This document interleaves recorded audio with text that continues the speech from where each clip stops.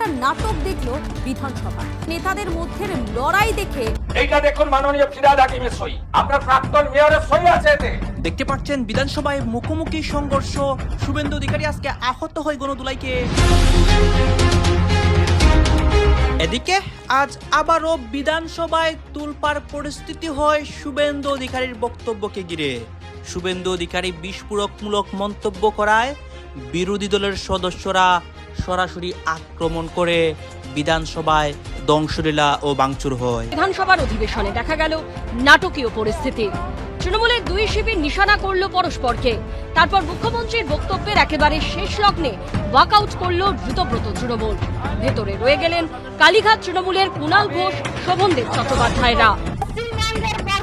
সরকার হিন্দু মুসলিম করে না, এখানে পশ্চিমবঙ্গে ওনার জন্মস্থান এবং উনি পশ্চিমবঙ্গ বাঁচানোর জন্য লড়াই করেছিলেন। যে সমস্ত গুন্ডাগুলো গোটা রাজ্য জুড়ে পোস্টপোল ভায়োলেন্সে নেতৃত্ব দিয়েছে, তারা দল বেঁধে 8 থেকে 10 জন ভারতীয় জনতা পার্টির ঘুষি মারা, ধাক্কা মারা, জামা ছেঁড়া, যত রকমের যা করার করেছে।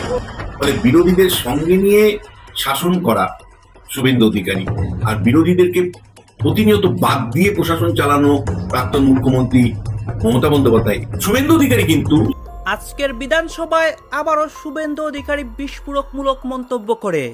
এই মন্তব্যের জেরে বিধানসভার মধ্যে একটা ধ্বংসলীলা তৈরি হয়। আজকে আবারও পশ্চিমবঙ্গে একটা ঘটনা ঘটেছে, একটি মার্কেটে আগুন লাগায় এবং এইটাকে কেন্দ্র করেই শুভেন্দু অধিকারী অসংখ্য কথা বলেন, অসংখ্য নেতাকর্মীকে সরাসরি দোষারোপ করেন। সেই নেতাকর্মীরাই বিধানসভার মধ্যে হট্টগোল লাগায় এবং বিজেপি তৃণমূল মুখোমুখি একটা দাওয়া পাল্টা দেওয়া। আপনারা দেখতে পারবেন এই শুভেন্দু অধিকারী যা যা বলেছেন এবং এই ঘটনাকে কেন্দ্র করে সম্পূর্ণ পশ্চিমবঙ্গ উত্তাল হয়েছে। সবকিছুই তুলে ধরবো এই একটি নিউজ প্রতিবেদনের মাধ্যমে। এইটা দেখুন মাননীয় ফিরহাদ হাকিমের সই, আপনার প্রাক্তন মেয়রের সই আছে এতে। কাউকে ছাড়া হবে না। মহেশতলা, বজবজ, পূজালি, বিষ্ণুপুর গ্রামীণ এলাকা, সাউথ 24,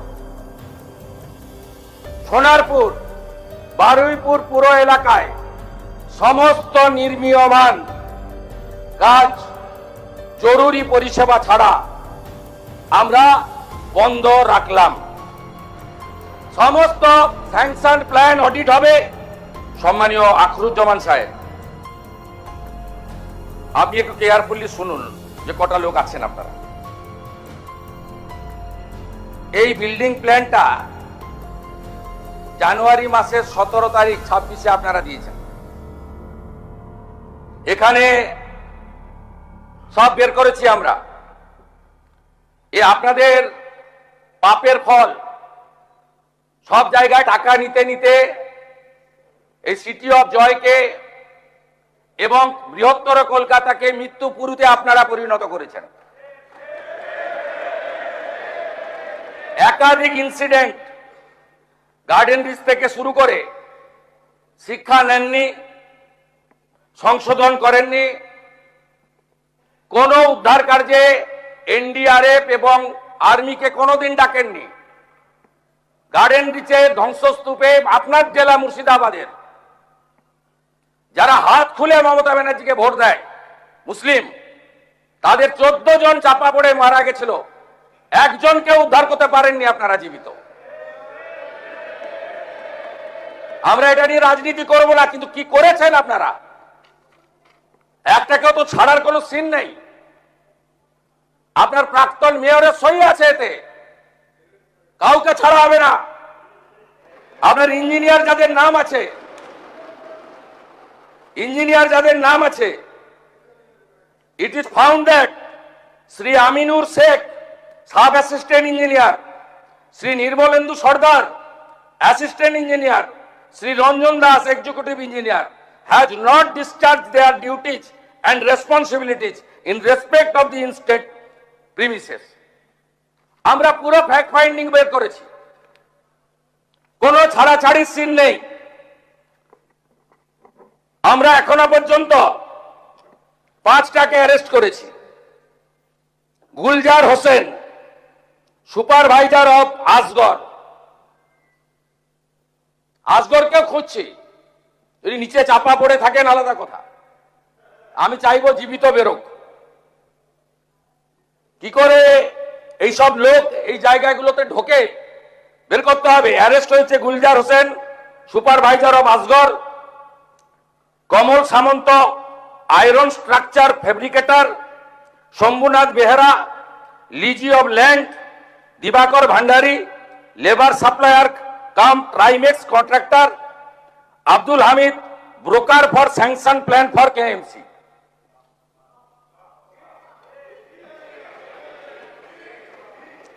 আপনার কেএমসি তে কি হয়েছে আমরা জানি না, আপনার কালীকে তুললে সব বেরিয়ে যাবে। কলকাতা কর্পোরেশনে কালী না বললে কোনো প্ল্যান হয় না। আর Kali appointed by Camac Street, সবাই জানে। আর এই কালী বাইপাসের পাশে আপনাদের তৃণমূল ভবন বানাচ্ছে 200 কোটি টাকা দিয়ে, আর এখান থেকে টাকাটা তুলে ওখানে পাঠায়। আমরা সব জানি, সব বের করেছি আমরা, এফআইআর হয়েছে, আরো ব্যবস্থা নিচ্ছি। ইনসিডেন্ট রিপোর্টে আমাদের প্রথমেই হ্যাটসঅপ জানাই ইন্ডিয়ান আর্মি, তারা 215 জন জওয়ানকে দিয়েছিলেন। আমি এবং মুখ্য সচিব আলোচনা করে 2টোর সময় সিদ্ধান্ত নিই। পশ্চিমবঙ্গের বর্তমানে সরকার হিন্দু মুসলিম করে না, এখানে পশ্চিমবঙ্গে ওনার জন্মস্থান এবং উনি পশ্চিমবঙ্গ বাঁচানোর জন্য লড়াই করেছিলেন। তাই ওনাকে এই সদন থেকে আমি সম্মান জানাবো। আপনি ঠিক করে দেবেন না আমি কোথায় গিয়ে সম্মান জানাবো। বলেননি সেই সময় এই কথাগুলো ভেবে চিন্তে বলবেন। আবার একজন বলছিলেন টিম থেরাপির কথা। এই সদনে আমাকে বলতে দেওয়ার সুযোগ দিয়েছেন, প্লিজ প্লিজ, তার জন্য আপনাকে অনেক অনেক ধন্যবাদ। 3 মিনিট এক্সট্রা সময় দেওয়া হয়েছে, 15 মিনিটের পরে 18 মিনিট দেওয়া হয়েছে। ধন্যবাদ স্যার, এই মহতি সদনে আমাকে রাজ্যপালের ভাষণের উপরে আমাকে বলতে দেওয়ার জন্য। ভারতীয় সংবিধানের 176 নম্বর অনুচ্ছেদ অনুসারে অষ্টাদশ পশ্চিমবঙ্গ বিধানসভার প্রথম অধিবেশনে পশ্চিমবঙ্গের রাজ্যপাল শ্রী RN রবিজির কর্তৃক যে ভাষণ আমরা 18ই জুন শুনেছি এই মহতি সদনে, তো ওনাকে প্রথমেই ধন্যবাদ প্রণাম জানাবো। উনি আমাদের পশ্চিমবঙ্গের না হয়েও পশ্চিমবঙ্গের যে আত্মমর্যাদা, গণতন্ত্র, সংস্কৃতি নিয়ে যে ভাষণ উনি দিয়েছেন, ওনার অন্তর আত্মাকে আমি প্রণাম জানাবো। যেভাবে উনি পশ্চিমবঙ্গের মানুষের জন্য, পশ্চিমবঙ্গের মানুষের ভালোর জন্য, গণতন্ত্র রক্ষার জন্য যে কথাগুলি বলেছেন, এখানে বর্তমানে যে অনেক শাসক দলের যারা বিগত দিনে যারা শাসক দলে ছিলেন তারা বসে রয়েছেন, তারাও কিন্তু এই কথাগুলো বলেননি। তো যাই হোক, এখানে 10 বারের MLA আছেন শোভনদেব চট্টোপাধ্যায়। ওনাকে আমি যেদিন আমাদের স্পিকার নির্বাচন হয়েছিলেন সেদিন আমি বলেছিলাম যে উনি ডেপুটি স্পিকার। তো যাই হোক, ওনাকে আমি সম্মানই দিয়েছিলাম, স্পিকারের সম্মান দিয়েছিলাম। তো বর্তমানে উনি এখন বিরোধী দলনেতা। আপনি যখন থেকে রাজনীতি করছেন আমার তখন জন্ম হয়নি, তো রাজনীতি সম্বন্ধে অভিজ্ঞতাও কম। তো আপনারা যেভাবে 15 বছর সরকারটা চালিয়েছেন, তাতে করে পশ্চিমবঙ্গের মানুষ অতিষ্ঠ হয়ে গেছিল। এই যে একটা সরকার এসেছে না, অনেক মানুষের আত্মবলিদান, অনেক মানুষের স্বপ্নকে আপনারা যেভাবে বলি দিয়েছিলেন, হত্যা করেছিলেন, গণতন্ত্রভাবে হত্যা করেছিলেন, সেই গণতন্ত্র হত্যার আপনার প্রতিশোধ নেওয়ার জন্য এই যে পশ্চিমবঙ্গের মহতি সদনে যারা আমরা শাসক দলের যারা আমরা নির্বাচিত হয়েছি, MLA যারা নির্বাচিত হয়েছি, আমরা গর্বিত, আপ্লুত। একমাত্র রাষ্ট্রবাদী মানুষেরাই এই সরকারকে এনেছেন, আমাদেরকে আশীর্বাদ করেছেন। যারা রাষ্ট্রবাদী মানুষ তারা চেয়েছিলেন এই যে একটা গণতন্ত্র হত্যাকারী সরকার, যারা মানুষকে মানুষ মনে করেনি, যারা দিন রাত মানুষের উপর অত্যাচার করেছে, মাটির উপর অত্যাচার করেছে এবং পরক্ষণেই বলেছে মা মাটি মানুষের সরকার, সেই সরকারকে দূরে ছুঁড়ে ফেলে দিয়েছে। মাননীয় অধ্যক্ষ মহোদয়, গত 150 দশক ধরে এই প্রথমবার রাজ্যের মানুষ আমাদেরকে একটা রাষ্ট্রবাদী সরকারকে আশীর্বাদ করেছেন। তো আমরা প্রত্যেকটা মানুষের জন্য কাজ করার কথা এর আগে থেকেই আমরা বারবার বলেছি যে এই পশ্চিমবঙ্গ বিধানসভায় গণতন্ত্র হত্যা হচ্ছে। তো আমরা প্রথম থেকেই বলে আসছি যে আমরা মানুষের হয়ে কাজ করব, গণতন্ত্র রক্ষা করব। তাই এই পশ্চিমবঙ্গ কিন্তু এমনি এমনি আমরা পাইনি। এই পশ্চিমবঙ্গ শ্যামাপ্রসাদ মুখার্জির আত্মবলিদানের মধ্যে দিয়ে আমরা এই পশ্চিমবঙ্গ পেয়েছি। এই শ্যামাপ্রসাদ মুখার্জি যদি না থাকতেন তাহলে আমরা এই পশ্চিমবঙ্গের এই যে সদন, এই সদনে আমরা বসে থাকতে পারতাম না। তাই আজকে ওনার আত্মবলিদান দিবসে আমি ওনাকে শতকোটি প্রণাম জানাচ্ছি। কি বললেন? কেন্দ্র বাজেটে দেখুন, এখানে পশ্চিমবঙ্গে ওনার জন্মস্থান এবং উনি পশ্চিমবঙ্গ বাঁচানোর জন্য লড়াই করেছিলেন। তাই ওনাকে এই সদন থেকে আমি সম্মান জানাবো। আপনি ঠিক করে দেবেন না আমি কোথায় গিয়ে সম্মান জানাবো। আমাদের এখানে একটি দিদিভাই বলছিলেন